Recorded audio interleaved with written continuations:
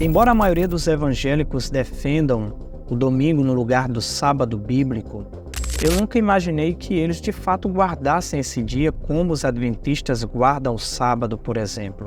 Mas fiquei surpreso porque recentemente nós tivemos um debate no programa Veja um Só e o reverendo Samuel da Igreja Presbiteriana defendeu essa tese do domingo como um dia de guarda, um dia que deve ser guardado religiosamente, no qual você não pode realizar trabalho, atividades seculares, ter comércio, um dia que você deve guardar, como, por exemplo, os adventistas guardam o sábado.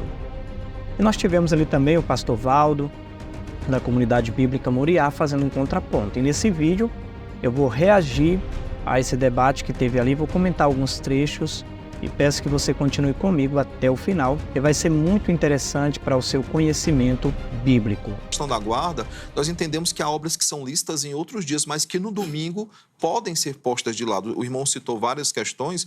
Lá em casa nós não temos tanto esse problema, porque tudo nós buscamos preparar no sábado, para que o domingo seja de fato para deleite. O senhor vai perguntar, vocês não comem? A comida foi preparada no sábado, nós esquentamos. Isso é um caso de necessidade, eu tenho que comer para subsistir.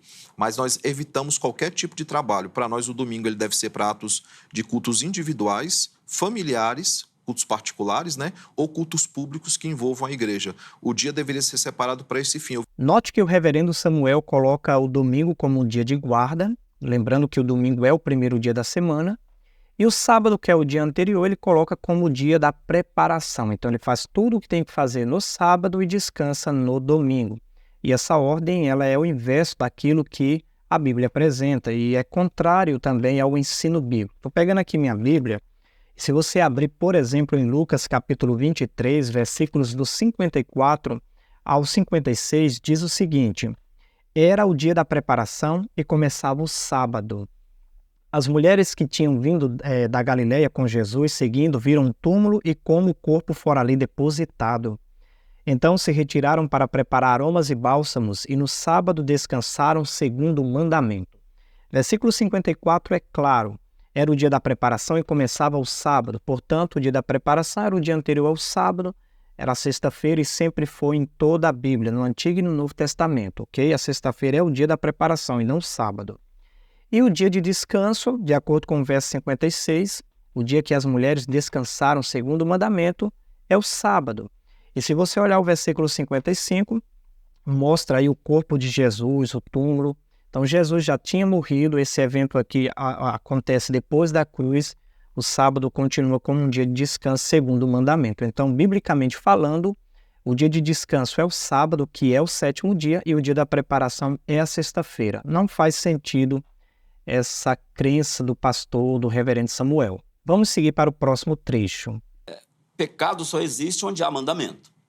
Se existisse, guardar o dia não existe um mandamento para o domingo. Tipo assim, domingo é como existia para o sábado, que diz, nenhuma obra serviu, fareis, em relação ao sábado. Para o domingo não existe mandamento.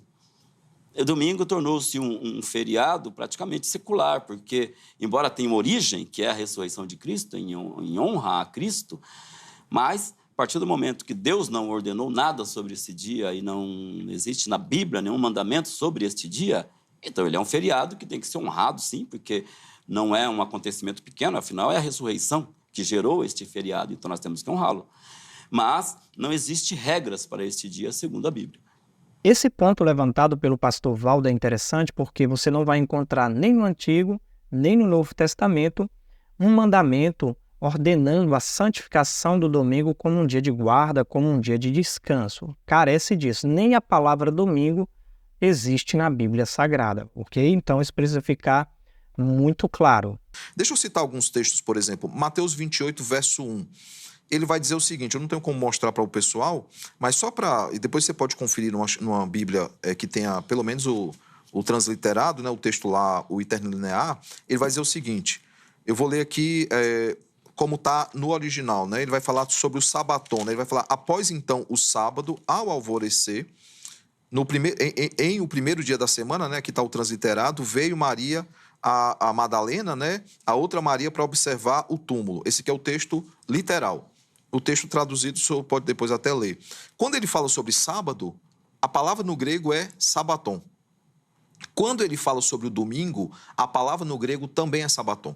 Por quê? Porque entende-se que aqui foi um momento de passagem, foi quando o dia do Senhor passou do sábado para o domingo. Fala assim, pastor, não é isso não. Por exemplo, Atos 20, verso 7, ele vai falar assim, então no primeiro dia da semana, nos reunimos com os discípulos para partir o pão. Aqui é o momento da ceia. Quando é que isso acontece? A palavra no grego é sabaton, dia do Senhor. Eu pego 1 Coríntios 16, 2, quando ele vai tratar sobre o recolhimento de ofertas e dízimos, ele vai dizer o seguinte, verso 2, no primeiro dia de cada semana, a palavra aqui, primeiro dia, é sabaton. Por que isso acontece? Porque o próprio Jesus, na sua ressurreição, ele celebrou a ceia com seus discípulos em Emaús. Isso aconteceu ou não aconteceu? Qual foi o dia que essa ceia foi celebrada? No domingo. O primeiro ato de Jesus, após a sua ressurreição, é celebrar a ceia. A ceia se dá no domingo. Então, assim, para além da discussão, e claro, talvez essa discussão seja mais oportuna da troca do sábado para o domingo com um adventista, mas é por isso que a igreja passa a guardar o domingo. Bom, esse foi o momento do debate em que o reverendo Samuel pareceu ser mais bíblico na defesa do domingo. Porque parece interessante esse argumento dele, mas quando você analisa o original, você percebe que ele não se sustenta gramaticalmente.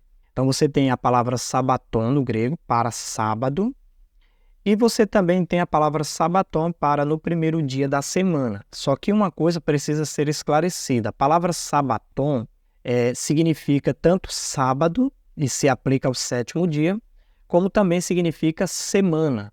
Se aplica a palavra semana.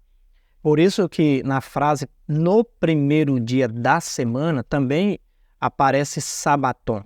Mas o que tem que ficar claro para você é que o sabaton está fazendo uma referência aí à palavra semana e não a frase primeiro dia, como se estivesse fazendo uma referência ao domingo, ao dia específico, não.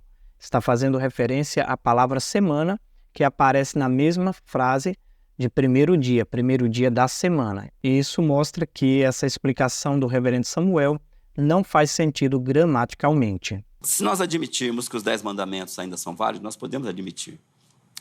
Aí eles falam assim, qual que é o dia do Senhor? É sábado. É sábado. Então por que você não o guarda? Porque o próprio Cristo, Paulo, eles disseram que o sábado tem hoje uma aplicação espiritual que é Cristo.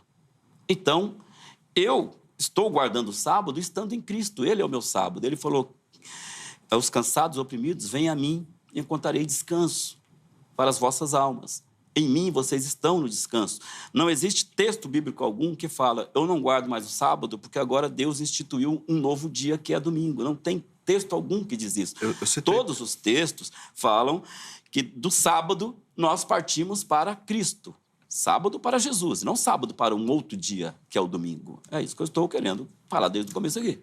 Esse ponto levantado pelo pastor Valdo faz todo sentido. Se a lei ainda vigora, se os 10 mandamentos ainda estão em vigor, eu pergunto a você, qual é o dia que está valendo, o sábado ou o domingo? Segundo o pastor Valdo, não faz sentido acreditar que é o domingo. É lógico que é o sábado, porque o sábado é o 4º mandamento da lei de Deus. Está lá nos 10 mandamentos, que é uma lei moral. Então isso faz todo sentido. E, de fato, os 10 mandamentos ainda estão em vigor. Por isso você vê ali Apocalipse capítulo 14, versículo 12, os últimos momentos da terra, o povo de Deus guarda os mandamentos de Deus e tem a fé em Jesus. Então os mandamentos continuam e, logicamente, o sábado também. E só explicando essa parte do descanso que o pastor Valdo levantou, né? Não precisamos guardar o sábado nem dia nenhum porque o nosso descanso já é Cristo. O fato de Cristo ser o nosso descanso espiritual não exclui o nosso dever, a nossa necessidade de guardar o 7º dia, que é o sábado. Porque aqui em Êxodo capítulo 33, versículo 14, diz assim, respondeu-lhe, a minha presença irá contigo, e eu te darei descanso. Veja que a presença de Deus com o povo de Israel dava descanso para o povo de Israel. E, no entanto, Deus ainda ordenou que o povo de Israel guardasse o sábado. Então, uma coisa não exclui a outra. A presença de Deus para o povo de Israel não excluía o dever do povo de guardar o sábado. O fato de Cristo ser o nosso descanso, a sua presença em nossa vida também, não exclui o nosso dever, a nossa necessidade de guardar o sábado, até porque o próprio Jesus Cristo guardou. Então, pessoal, esse foi o vídeo. Eu não sei qual é a sua opinião, deixe aqui nos comentários. Se você gostou, curta e compartilhe esse vídeo para que mais pessoas tenham acesso a esse conteúdo. E até a próxima!